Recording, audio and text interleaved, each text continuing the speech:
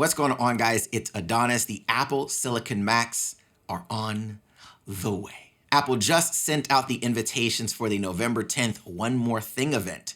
And we already know, they said earlier this year that Apple Silicon Macs will be dropping before Christmas. Now, if you guys want to know what computers to expect, I'll leave a link in the description box below to Max Tech. They've been covering Apple Silicon Macs kind of since the beginning of the year. So I'll let them kind of explain what the rumors and the leaks are. They've already done a really good video on it, so I don't want to double dip in it.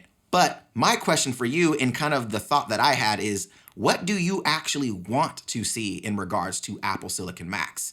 So I'm going to kind of talk about that, and I want to get your guys' insight on what you want out of this event. Now, while a lot of people have speculated and a lot of rumors are pointing into the lower end market for the MacBook Pros or MacBooks or entry-level iMacs, I, on the other hand, really hope that that's not what we see. Now, the only reason why I'm saying that is when you look at, let's say, car companies, they usually release their flagship product first for a couple of reasons. One is usually establishing some kind of design language that will then trickle down into lower end models.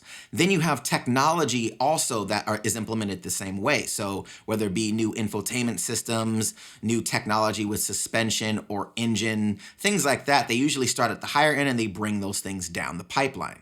And if anything that I've noticed since the iPad Pro was announced was Apple's inability to really showcase what the iPad Pro could actually do. And keep in mind, I used to work in Apple retail for about 7 years. And for myself, seeing the iPad Pro, I was like, this was really dope. But at the same time, them showing a Pro device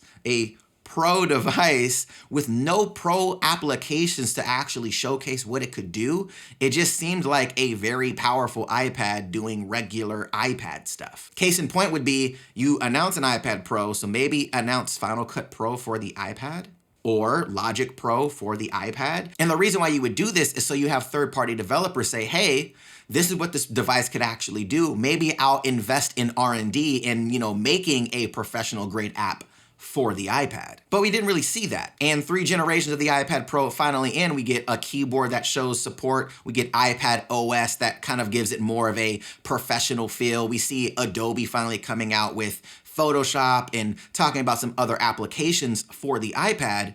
But that's 3 generations in that we're finally seeing the, fruits of the Pro name on the iPad. So when the Silicon Macs were announced, my first thing was, man, I really hope we get high-end Macs first. Now, hear me out on this. I do agree that entry-level Silicon Macs are great, especially when it comes to cooling, portability, things like that, and, entry-level, getting people established with this piece of hardware. But in addition to that, adding at least one Apple Silicon Mac that is a pro level or prosumer computer, I think can show the potential of what Apple Silicon can bring to the rest of the pipeline. So for instance, an iMac Pro with Apple Silicon would be, I think, ideal. First, it'd be a great way to establish a new design language for the iMacs, but actually saying, hey, we still have Intel processors in these other iMacs, but the top of the line iMac Pro actually has Apple Silicon, potentially Apple GPU, or, some kind of collaboration with AMD with the stuff that they've been doing recently.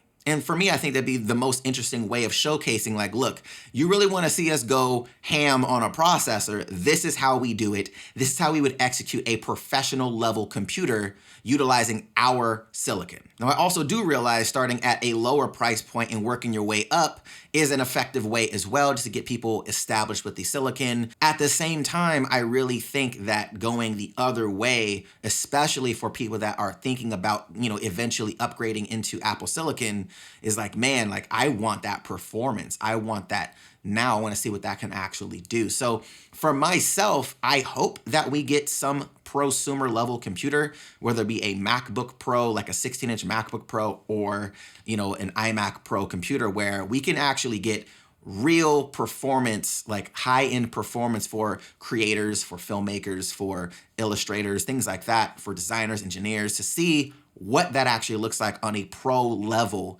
versus just a consumer level computer. But I want to pass it off to you guys. What are you guys excited about? What do you want to see? Do you want to see the consumer level products, or do you want to see the professional level products to see what Apple Silicon can actually do on a pro level? I want to know your guys' thoughts in the comments down below, and we can chat about it in the comments. And if you guys are feeling saucy and you like the video, man, smack that like button and consider subscribing, smacking that notification bell so you guys don't miss future uploads. Other than that, I'll catch you guys in the next one. Till then, stay geek.